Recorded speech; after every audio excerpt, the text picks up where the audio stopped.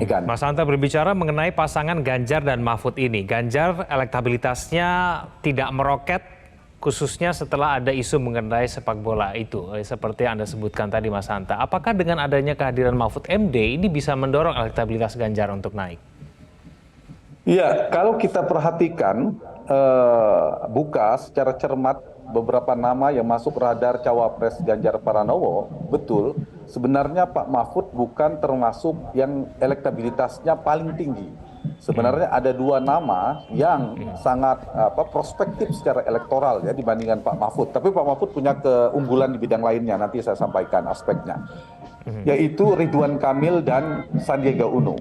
Ya. Bagi saya melihatnya dari sisi survei dan strategi politik buat Anies Baswedan dan buat Prabowo jauh berbahaya berhadapan dengan Ganjar Pranowo kalau Ganjar berhasil berpasangan dengan Ridwan Kamil. Karena apa? Karena potensi pertumbuhan elektoral Ridwan Kamil itu sangat kuat.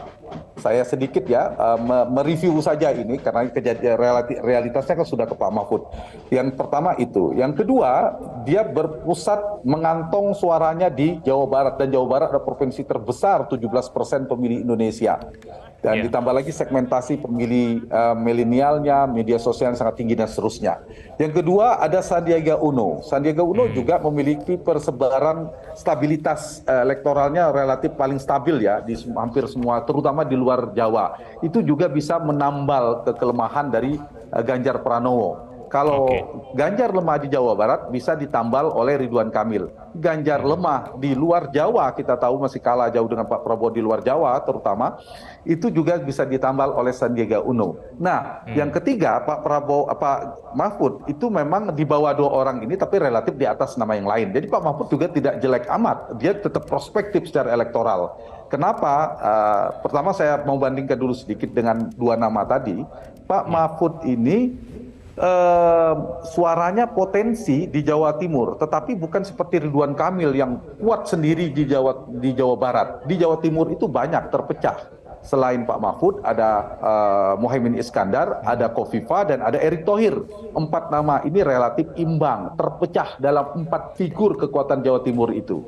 Sementara Jawa Barat betul ada nama-nama lain, tapi Ridwan Kamil memuncak sendiri.